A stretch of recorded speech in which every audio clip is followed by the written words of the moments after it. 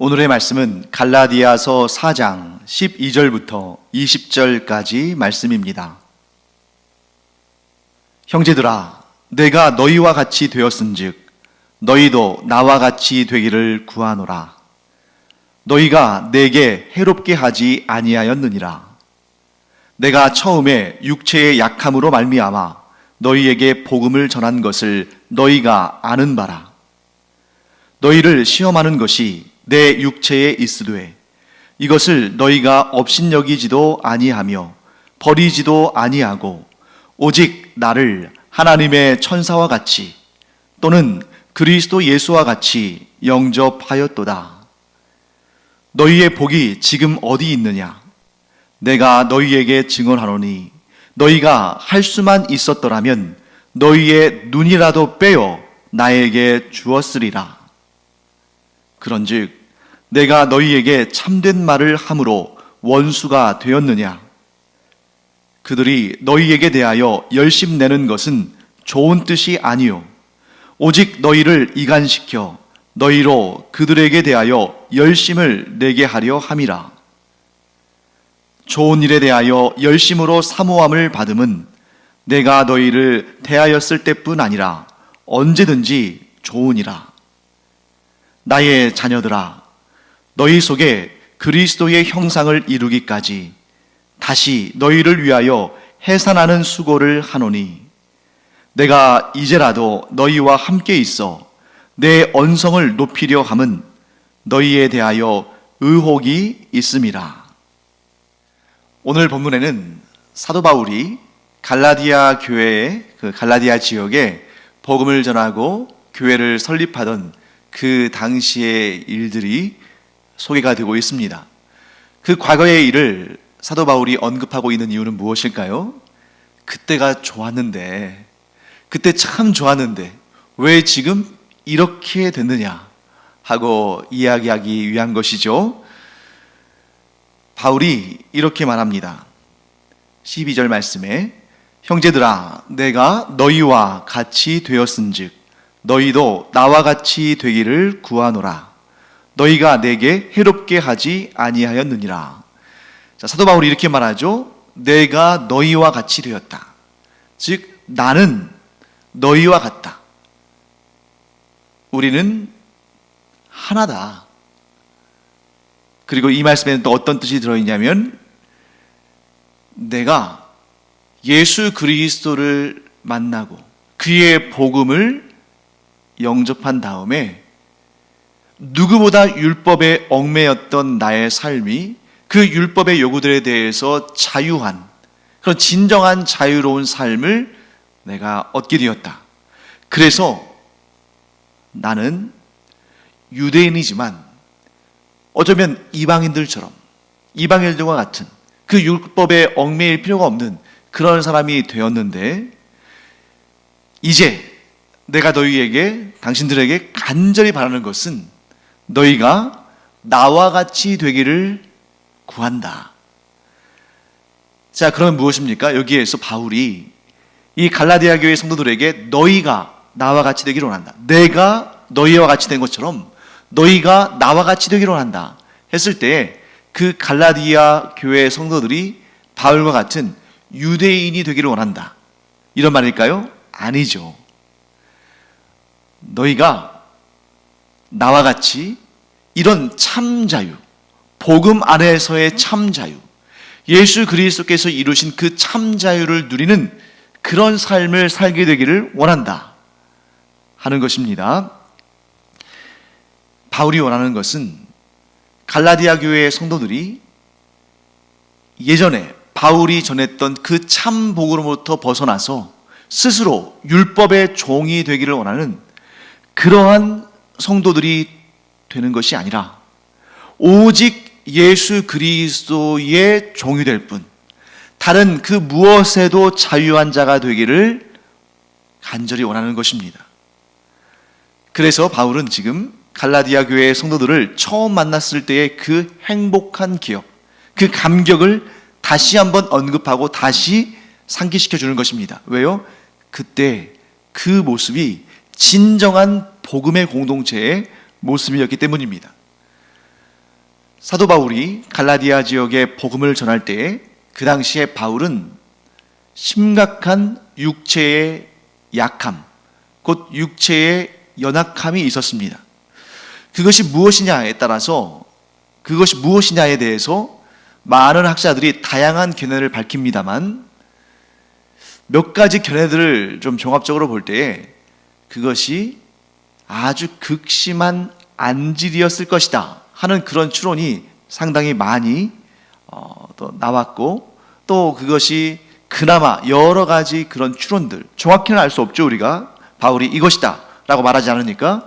하지만 그 아주 극심한 안질이었을 가능성이 그 여러 가능성들 가운데 가장 큰 편에 속한다 라고 말할 수가 있죠. 첫째는 바울이 부활하신 예수님을 만날 때 아주 강렬한 빛을 보고 말에서 떨어졌죠. 그리고 나서 이제 며칠 동안 그 눈을 볼 수 없었고, 하나님의 인도하심을 받고 아나니아라는 선지자에게 가서 안수 기도를 받은 다음에 눈에서 비늘 같은 것이 떨어지면서 다시 보게 되었죠. 하지만 그때의 그 충격이 워낙 큰 것이고 그 빛이 워낙 강렬한 것이어서 그 이후로도 볼 수는 있게 됐지만 그 육체의 가시, 육체의 흔적인 그런 안지를 앓게 되었다라고 추론하는 경우들이 많죠. 거기에다가 오늘 두 가지의 정보가 더해집니다. 우선 14절 15절 말씀을 한번 볼까요? 제가 읽어보겠습니다. 너희를 시험하는 것이 내 육체에 있으되 이것을 너희가 업신여기지도 아니하며 버리지도 아니하고 오직 나를 하나님의 천사와 같이 또는 그리스도 예수와 같이 영접하였도다. 그리고 15절 너희의 복이 지금 어디 있느냐? 내가 너희에게 증언하노니 너희가 할 수만 있었더라면 너희의 눈이라도 빼어 나에게 주었으리라. 바울이 갈라디아 교회의 성도들을 처음 만났을 때의 그 감격스러운 그러한 경험에 대해서 이렇게 회상하는 것이죠. 14절 말씀에 너희를 시험하는 것이 내 육체에 있으되, 이 얘기는 뭘 의미합니까? 바울의 연약함이 그냥 뭐 성격적인 문제랄지, 그의 신분의 문제랄지, 그의 재정적인 문제랄지 이런 부분이 아니라 육체의 질병이었다는 것을 이야기하고 있는 것이죠. 즉 너희를 시험하는 것, 그것이 나의 육체에 있다. 그러니까 내 육체에 있는 이 질병 때문에, 내 육체에 있는 이 연약함 때문에 너희가 얼마든지 시험에 들어서 나를 받아들이지 않을 수도 있고, 나를 신뢰하지 않을 수도 있고, 나를 업신여길 수도 있고, 나를 몰아낼 수도 있었는데 너희가 그렇게 나의 외모로, 나의 육체로, 나의 연약함으로 판단하지 아니하고 나를 마치 하나님의 천사와 같이 또 그리스도 예수와 같이 그렇게 따뜻하게 맞아주었다 하고 얘기하는 것을 보게 되는 거죠. 이 사도 바울의 진술을 통해서 사도 바울이 말하는 그 연약함이라는 것이 육체 외에 다른 부분에 있는 것이 아니라 정말 육체에 어떤 질병이나 연약함으로 있었다는 것을 알게 됩니다. 그리고 15절에 보면 이런 말씀이 있죠. 너희의 복이 지금 어디 있느냐?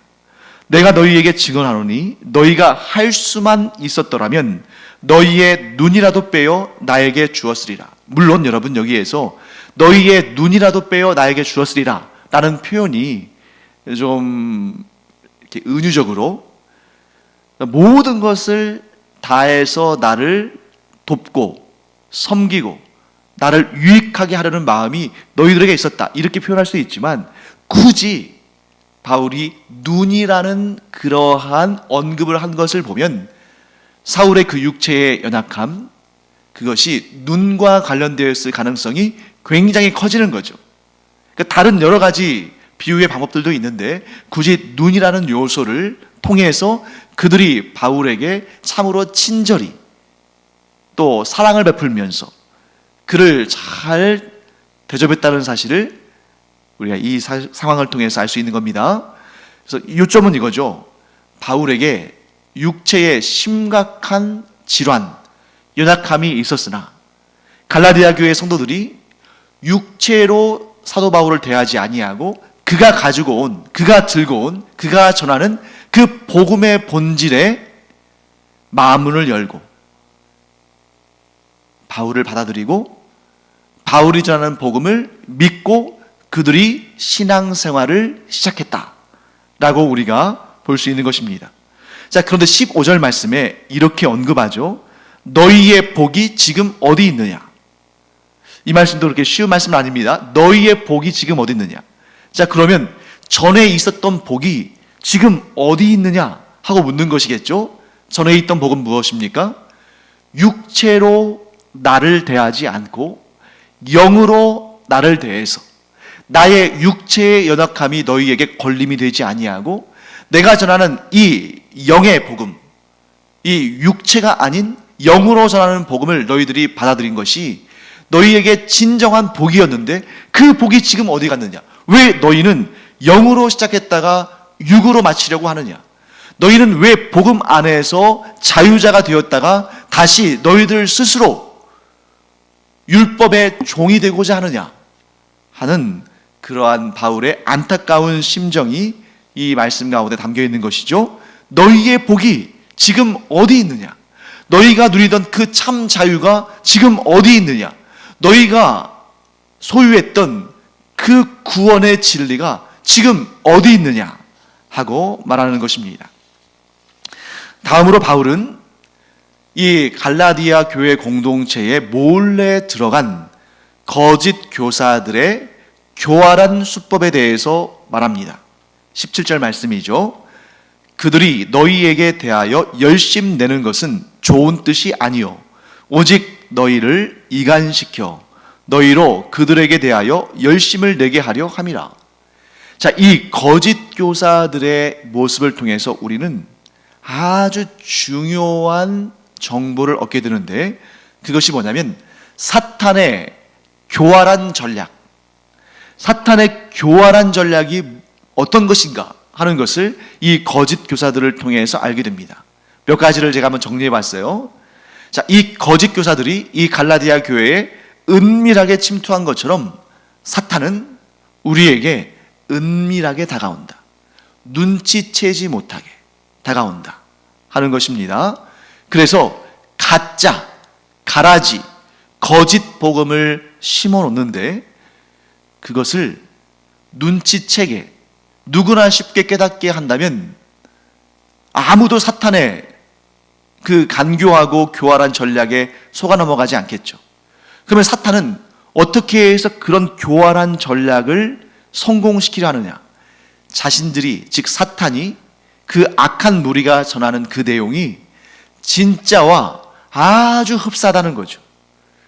그러니까 하나님의 진리, 그리스도의 복음과 완전히 누가 봐도 차이가 나게끔 다르다면 속아 넘어갈 사람이 없는 겁니다. 그러니까 사탄은 마치 빛의 천사처럼 위장하고 진정한 생명의 구원의 말씀인 것처럼 위장해서 다가온다는 것이죠. 그 다음에 사탄의 그 교활한 전략 세 번째는 뭐냐면 특정한 인물, 그 교회 내에 어떤 인물, 주로 이제 교회의 지도자가 되겠죠. 이런 사도 바울이랄지 베드로랄지 이런 또 어떤 교회의 담임 목사랄지 또는 어떤 공동체의 대표랄지 이런 자를 참소합니다. 참소한다는 것이 무엇입니까? 고발한다는 거죠. 그의 죄를 드러내는 것입니다. 그런데 여기에서 완벽한 사람이 존재할 수 없기 때문에 우리 주 예수 그리스도를 제외하고 이 땅에 존재했던 어떠한 인격적 존재 가운데도 완벽한 존재는 없죠. 그래서 우리말 속담에도 털어서 먼지 나오지 않는, 털어서 먼지가 안 나오는 사람은 없다, 이런 말이 있을 정도로 완벽한 사람이 없기 때문에 사탄이 참소하면 걸려 넘어지기가 쉽습니다. 아니, 사탄의 참소에 걸려 넘어지지 않을 사람은 없다는 거죠. 왜? 모든 사람은 완전하지 않으니까. 모든 사람은 죄와 허물이 있으니까.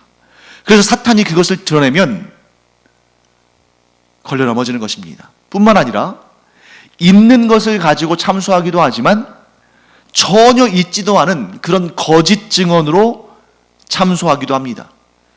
그래서 이런 참소, 사탄의 거짓 고변, 이 참소의 목적은 뭐냐면 교회 안에서 서로 불신하게 만들고 서로 이간질하게 만들고 서로 다투게 만드는 것입니다. 즉 사탄이 은밀하게 어떤 공동체 안으로 들어가서 거기에서 서로의 죄와 허물을 가지고 참소하면 그 공동체 안에 있는 사람들의 허물과 죄로 참소하면 그것을 가지고 이제 서로 싸우고 다투고 이간질하고 편을 먹고 그렇게 갈라지고 한다는 것이죠. 이러한 사탄의 참소로 말미암아 성도들이 서로 불신하게 되는 것입니다. 이렇게 사탄의 목적은 분명하죠. 교회의 지도자와 성도들 사이에 혹은 성도들과 성도들 사이에 서로 불신하고 싸우고 다투게 만드는 것, 이것이 사탄의 아주 교활한 전략입니다. 이렇게 해서 사탄의 그 전략에 따라서 교회 안에서 분열이 생기고 싸움과 다툼이 생기면 이것은 어떤 결과를 가져옵니까? 사탄에게는 가장 좋은 일이고 교회의 머리 대신, 교회의 주인 대신 우리 주 예수 그리스도 또 하나님 아버지께는 가장 아픈 일, 가장 마음 아픈 일이 되는 것입니다. 이 교회 안에 있는 성도들이 하나님을 향해서 열심을 내고 예수 그리스도를 위하여 열심을 내고 복음을 증언하기 위해서 열심을 내야 되는데 이 사탄의 교활한 전략에 빠져들면 하나님을 향해서 그리스도를 향해서 복음을 향해서 열심을 내던 자들이 이제 사탄을 위하여 열심을 내는 존재들로 변질된다는 것입니다. 그래서 서로 싸우고 다투고 이간질하고 참소하고 고발하고 분열되고 미워하고 증오하는 그런 일이 발생한다는 거죠. 그러니까 누구의 잘못이든 간에 누구의 죄든 간에 누구의 허물이든 간에 그것이 사탄의 손에 들려지면 어떻게 되는 것입니까? 참소하고 분열되고 이간질하고 미워하고 갈라진다는 것이죠. 다투고 싸우는 것입니다. 그런데 잘 생각해 보세요. 우리 모두가 죄가 있고 우리 모두가 허물이 있습니다. 그런데 우리 주 예수 그리스도께서 이 땅에 오신 목적이 무엇입니까? 이 교회의 머리 대신 예수님께서 이 땅에 오신 목적이 뭐예요? 우리의 죄를 대신 담당하시고 우리의 허물을 덮어주시기 위해서 이 땅에 오신 것 아닙니까? 그러면 우리가 예수 그리스도를 구주 삼고 우리 교회 공동체가 예수 그리스도께서 머리가 되신다면 서로 각자의 상대방의 죄와 허물을 가지고 공격하고 참소하고 이간질하고 분열되고 싸우고 다투는 것이 아니라 교회의 머리 대신 예수 그리스도를 닮아서 교회의 머리 대신 예수 그리스도께서 걸어가신 그 길을 걸어가며 서로의 죄를 회개하고 또한 용서해주며 서로의 허물을 덮어주고 그 허물을 서로 온전한 것이 되도록 채워주고 도와주고 이런 모습이 진정한 예수 그리스도께서 머리 대신 교회 공동체의 모습이다 하는 것이죠. 그렇기 때문에 어떤 교회든 간에 그 교회 안에서 누군가의 죄와 허물을 가지고 뒤에서 수근거리고 거기에 대해서 좋지 않은 말들을 또 하고 그것으로 인해서 미워하고 정죄하고 편을 가르고 싸우고 다툰다면 그 교회 공동체는 지금 어떤 상태입니까? 사탄에게 충성하는, 사탄의 일에 열심을 내는, 사탄의 지배 아래 있는 그런 상태다 하는 것을 알게 됩니다. 반면에 교회 공동체의 본연의 모습, 곧 하나님을 섬기고 예수 그리스도를 따라가는 그런 복음 가운데 있는 그런 교회의 모습은 어떻습니까? 그런 교회라고 해서 그 교회에 속한 성도들에게 죄가 없고 허물이 없을까요? 아닙니다. 이 땅을 살아가는 동안에는, 즉 이 지상교회에 우리가 신앙생활, 이 지상교회 안에서 신앙생활 하는 동안에는 그 어떤 교회에도 성도들의 죄가 없고 허물이 없는 경우는 없습니다.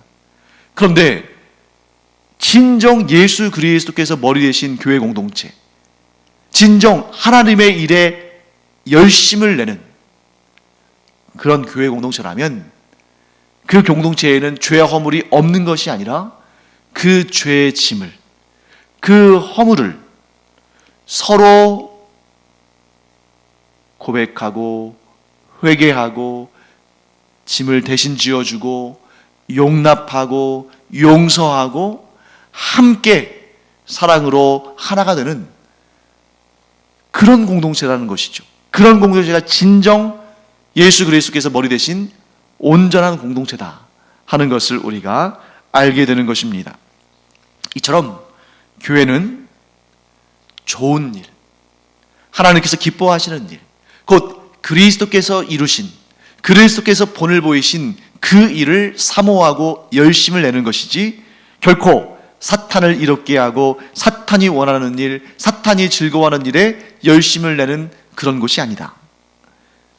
교회 안에는 진리에 대한 확고한 고백과 성도들 간의 사랑으로 하나됨이 있어야지 사탄이 심어놓은 그러한 거짓 복음으로 인해서 서로 다투고 싸우고 분열하고 이간질하는 것은 하나님께서 원하시는 일이 아니다 하는 것을 우리는 알아야 됩니다. 우리가 과연 하나님을 이롭게 하는 자들이 될 것인가? 아니면 사탄을 이롭게 하는 자들이 될 것인가? 우리에게 진정한 지혜가 있다면 우리가 어느 길을 따라야 할지를 잘 알 것입니다. 그렇다면 마지막으로 사탄의 이런 교활한 전략 가운데에 사탄의 공격을 받을 때 교회 공동체는 어떻게 대응해야 할 것인가? 바울은 19절과 20절에서 이렇게 결론을 내립니다. 나의 자녀들아, 너희 속에 그리스도의 형상을 이루기까지 다시 너희를 위하여 해산하는 수고를 하노니 내가 이제라도 너희와 함께 있어 내 언성을 높이려 함은 너희에 대하여 의혹이 있습니다. 사탄의 시험이 있을 때, 사탄의 그 교활한 전략 가운데에 교회 공동체가, 성도들이 공격을 당하고 있을 때 두 가지의 해법을 바울이 전하고 있습니다. 첫째는 그러한 일이 있을 때 먼저 자기 자신을 돌아보라는 것입니다. 우리가 내 자신은 돌아보지 아니하고 상대방만 바라보기 시작하면 예수님께서 말씀하신 것처럼 자기 눈 안에 있는 들보는 보지 못하고 다른 이의 눈에 있는 티끌만 보는 거죠. 소위 요즘에 유행하는 말로 한다면 내로남불, 내가 하면 로맨스고 다른 사람이 하면 불륜이다, 이런 식으로 나는 똑같은 일을 행해도, 내가 똑같은 일을 저질렀어도 이거는 죄가 아닌데 당신의 그 일은, 당신의 그 행위는 죄다 하고 정죄하는 그러한 모습을 보인다는 것이죠. 그러므로 우리는 무엇보다 시급한 것이 내 자신을 돌아보는 것이다. 그래서 내가 죄가 있고 허물이 많은 존재임을 깨닫고 겸손히 그리스도 앞에 엎드리고 주님 앞에, 그리스도의 십자가 앞에 나의 모든 죄와 허물을 내려놓고 겸손히 주님을 따르는 그런 삶을 살아야 한다는 것이죠. 사도 바울은 이에 대해서 뭐라고 말하냐면 너희 속에 그리스도의 형상을 이루기까지, 곧 우리가 남을 탓하고 성도들을 비난하고 뒤에서 수근거리고 하는 그러한 그리스도의 형상과는 관계없는 그런 삶이 아니라 진정 예수 그리스도를 닮아가는 그런 그리스도의 형상을 이루기까지 어떻게 한다는 것입니까? 해산의 수고를 해야 한다. 바울이 이 갈라디아 교회의 성도들이 그리스도의 형상을 이루기까지 그들을 위해서 기도하고 그들을 위해서 복음을 전하고 그들을 위해서 권면하며 그들을 위해서 애타며 해산의 수고를 하듯이 우리는 우리 자신의 영적인 성숙을 위해서, 경건함을 위해서, 또한 각자 자기를 돌아볼 뿐만 아니라 그 교회 안에 있는 형제자매들을 돌아보며 그들도 그리스도의 형상을 이루도록 서로 도우며, 그 일이 쉬운 일이 아니잖아요. 쉬운 일이 아니기 때문에 해산의 수고를 할 정도로 어떤 경우에는 참 고통이 심하고 힘에 겹지만 그럼에도 불구하고 가장 중요한 이 길, 가장 중요한 우리의 삶의 이 목적, 곧 그리스도 예수의 형상을 이루기까지 우리가 자신을 돌아보고 또한 형제자매들을 돌아보면서 애를 써야 한다. 즉 우리가 서로 예수 그리스도를 닮은 성숙한 그리스도인, 경건한 그리스도인이 되는 그 일에 가장 많은 힘과 노력을 기울여야 한다. 그 일만 된다면 지금 이 교회 안에 있는 이런 어려움들과 문제들은 다 사라진다 하고 말하는 것입니다. 그리고 두 번째, 교회에 권징이 살아있어야 한다 하는 것입니다. 교회가 다 좋은 것이 좋은 거야, 그냥 뭐 그럴 수도 있으니까 넘어가자, 이것이 아니라 형제자매의 죄와 허물에 대해서는 우리가 그것을 용서해주고 덮어주기도 하고 함께 사랑으로 하나가 되어서 그리스도 예수의 형상을 이루기까지 서로 손잡고 나가야 되지만, 복음을 훼손하는 그 일에 대해서는 결코 교회가 용납해서는 안 된다. 바울이 뭐라고 말합니까? 내가 이제라도 너희와 함께 있어 내 언성을 높이려 함은 너희에 대하여 의혹이 있습니다. 이 복음에 대한 의혹, 복음을 훼손하는 그런 의혹, 사탄의 미혹을 받아서 지금 참 복음을 떠나서 거짓 복음에 끌려가고 있는 그런 의혹에 대해서는 단호하게 NO 하는 그런 공동체가 되어야 한다. 그것을 두고 권징이라고 하죠. 교회가 다른 것에 대해서는 아량을 베풀고 자비와 긍휼을 베풀고 그와 함께하면서 그가 그리스도의 형상을 이루기까지 도와줘야 되지만, 복음을 훼손하는 것에 대해서는 결코 용납함이 없다. 교회가 생명을 걸고 지켜야 하는 것은 참 복음, 곧 우리 주 예수 그리스도만이 우리의 구원자가 되시고 그 외에 어떤 것도 구원에 영향을 미칠 수 없다. 그 어떤 행위도, 심지어 율법조차도, 그 어떤 것도 예수 그리스도의 복음에 덧붙일 수 있는 것은 없다. 그래서 그들을, 그런 거짓 교사들을, 거짓 복음을 전하는 자들을 교회에서 쫓아내도록, 교회에서 권징하도록 바울은 이야기하는 것입니다. 사랑하는 성도 여러분, 두 가지, 우리의 삶이 진정한 하나님의 기쁘심이 되는 삶이 되고, 우리의 교회 공동체가 진정 예수 그리스도께서 머리 대신 복된 구원의 공동체가 되려면 두 가지를 꼭 지켜야 됩니다. 첫째, 내가 그리고 우리의 형제자매들, 곧 성도들이 그리스도의 형상을 이루기까지 우리가 온 힘을 다해서 해산의 고통을 할 정도로 우리가 애쓰자, 노력하자.